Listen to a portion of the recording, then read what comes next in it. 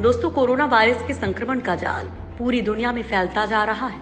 इसका सबसे ज्यादा असर अमेरिका, ब्राजील और भारत पर पड़ रहा है।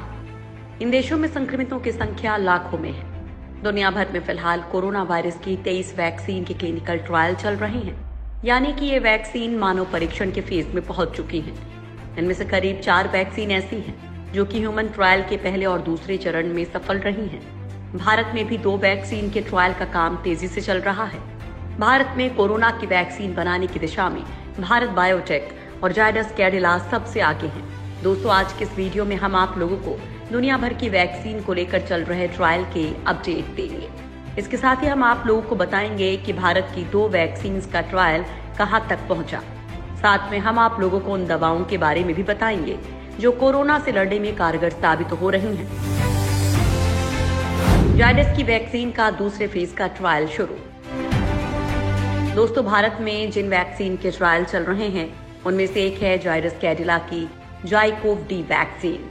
पहले चरण में ट्रायल के अच्छे नतीजे मिलने के बाद अब वैक्सीन के दूसरे चरण का ट्रायल शुरू हो गया है। कंपनी इस दूसरे चरण के ट्रायल को बड़े स्तर पर कर रही है। इस दूसरे ट्रायल में करीब 1000 लोगों को वैक्सीन की डोज दी जाएगी। इससे आप देश का अब तक का किसी भी वैक्सीन का सबसे बड़ा ट्रायल भी कह सकते हैं। दूसरे चरण के ट्रायल में जिन लोगों को वैक्सीन दी गई है उनमें फिलहाल कोई साइड इफेक्ट देखने को नहीं मिला है। दरअसल वैक्सीन के ट्रायल के दूसरे चरण को सबसे अहम माना जाता है। ऐसे में इस चरण के ट्रायल में कंपनी लगातार नजर रखे हुए है। इस वैक्सीन का ट्रायल गोरखपुर के राणा अस्पताल में भी होना है। यहाँ भी वैक्सीन के ट्रायल की सारी तैयारियां पूरी कर ली गई हैं। ट्रायल में शामिल होने के लिए कई वॉलंटियर्स ने आवेदन किया है। इन वॉलंटियर्स के चयन के बाद इनके टेस्ट करवाए जाएंगे ताकि इस बात का पता लगाया जा सके कि ये लोग स्वस्थ हैं कि नहीं। कंपनी के अनुसार उनकी वैक्सीन डीएनए वैक्सीन प्लेटफॉर्म की वजह से अधिक सुरक्षित है, जिसके लिए जेनेटिकली इंजीनियर प्लाज्मिड को इंजेक्ट करने की जरूरत होती है, जिसमें एंटीजन का डीएनए सीक्वेंस एनकोडिंग होता है, जिससे इम्यूनिटी मिलती है। फिलहाल वैक्सीन के फर्स्ट फेज का ट्रायल पूरा हो गया है। कंपनी के चेयरमैन पंकज आर पटेल के मुताबिक वैक्सीन का ट्रायल जिन वॉलंटियर्स पर हुआ है उन पर 7 दिन तक लगातार नजर रखने के बाद वैक्सीन सुरक्षित पाई गई है। चूहों पर भी कारगर रही मॉडर्ना की वैक्सीन। दोस्तों, वैक्सीन बनाने की रेस में अमेरिका की मॉडर्ना कंपनी भी शामिल है। बंदरों पर वैक्सीन के सफल ट्रायल के बाद अब चूहों पर भी ट्रायल के दौरान इस वैक्सीन के अच्छे नतीजे दिखे हैं। नेचर पत्रिका में छपी इस शोध के मुताबिक mRNA 1273 नाम के टीके ने चूहों में वायरस को निष्क्रिय करने वाली एंटीबॉडीज पैदा की हैं। दरअसल चूहों को 1 माइक्रोग्राम के 2 इंट्रामोलिकुलर इंजेक्शन दिए गए थे। इंजेक्शन देने के बाद पता चला कि चूहों को mRNA 1273 का 1 mcg या 10 mcg टीका देने पर फेफड़ों को संक्रमण से सुरक्षा मिली है। अध्ययन में पाया गया कि इस टीके ने चूहों में मजबूत CD8T कोशिका प्रतिक्रिया में पैदा की है। फिलहाल मॉडर्ना की वैक्सीन का तीसरे चरण का ह्यूमन ट्रायल चल रहा है। वैक्सीन को लेकर चेतन भगत की भविष्यवाणी। दोस्तों, भारत में कोरोना की 2 वैक्सीन ह्यूमन ट्रायल के दूसरे फेज में पहुंच गई हैं। ऐसे में हर भारतीय के मन में इच्छा है कि दुनिया की पहली कोरोना वैक्सीन भारत में ही बने। इस बीच मशहूर लेखक चेतन भगत ने वैक्सीन को लेकर ट्वीट करते हुए कहा, दुनिया भर के शेयर बाजार, खासकर अमेरिका का शेयर मार्केट देखकर ऐसा लग रहा है कि कोरोना वैक्सीन जल्द ही आने वाली है। मेरे ख्याल से सभी ट्रायल अक्टूबर 2020 तक पूरे हो जाएंगे। दिसंबर 2020 तक अप्रूवल मिल जाएगा। फरवरी 2021 तक वैक्सीन आम आदमी के हाथों में पहुंच जाएगी। वैक्सीन आने तक दवाओं से कोरोना का इलाज।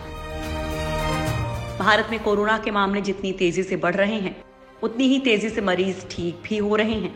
मेडिकल रिसर्चर्स का कहना है कि अगर सब कुछ सही रहा तो साल के अंत तक कोरोना वैक्सीन बाजार में आ जाएगी।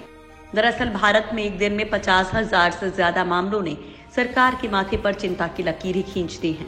इन सब के बीच अच्छी बात यह है कि बाजार में कोरोना की दर्जनों दवाइयां आ गई हैं। ये दवाइयां कारगर भी हैं और डॉक्टर इनका धड़ल्ले से इस्तेमाल भी कर रहे हैं। बाजार में कोरोना की अलग अलग दवाइयां हैं। कोई दवा कंपनी टैबलेट लॉन्च कर रही है तो कोई कंपनी इंजेक्शन लॉन्च कर रही है। हर किसी का अलग अलग परिस्थितियों में इस्तेमाल किया जा रहा है। आज हम आप लोगों को कुछ दवाइयों के बारे में बताने जा रहे हैं जो कोरोना के इलाज में कारगर साबित हो रही हैं। रेमडेसिविर के कई जेनरिक वर्जन बाजार में मौजूद। इसी साल जून के महीने में सिप्ला ने रेमडेसिविर का जेनरिक वर्जन सिपर्मी को लॉन्च किया था। इस दवा को DCGA से मैन्युफैक्चरिंग और मार्केटिंग की अनुमति मिल चुकी है। इस दवा को एडल्ट और बच्चों पर इमरजेंसी में इस्तेमाल की अनुमति है। ये एक इंजेक्शन है। रेमडेसिविर के इस जेनरिक वर्जन की कीमत 4,000 रुपए प्रति शीशी है। इसी तरह हेटेरो फार्मा ने रेमडेसिविर का जेनरिक वर्जन कोवी4 को लॉन्च किया है। कोवी4 की कीमत 5,400 रुपए प्रति शीशी है। इसका इस्तेमाल केवल अस्पताल में भर्ती मरीजों पर किया जा सकता है। इस दवा का घर पर रहने वाले मरीजों को इस्तेमाल करने की मनाही है। पूरे कोर्स के दौरान एक मरीज पर 6 इंजेक्शन का इस्तेमाल किया जाता है। इसके अलावा जुबिलेंट ने कोरोना के लिए रेमडेसिविर का जेनरिक वर्जन जुबिआर के नाम से लॉन्च किया है।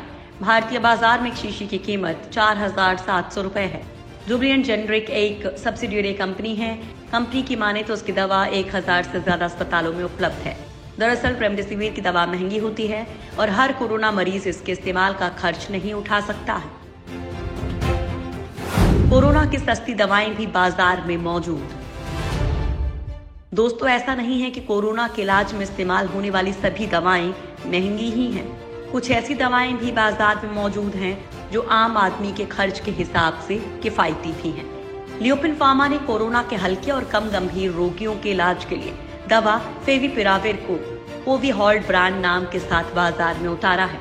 इसकी एक गोली की कीमत महज 49 रुपए रखी गई है। इसी तरह सन फार्मास्यूटिकल इंडस्ट्रीज लिमिटेड ने भी फ्लूगार्ड नाम से एक दवा बाजार में लॉन्च की है, जिसकी कीमत महज 35 रुपए गोली है। ये गोली कोरोना के हल्के से मध्यम स्तर तक के मामलों में इलाज में कारगर है। दोस्तों, जब तक कोरोना की कोई कारगर वैक्सीन तैयार नहीं होती है, तब तक इन दवाओं से ही कोरोना के संक्रमित मरीजों को बचाने की कोशिश हो रही है।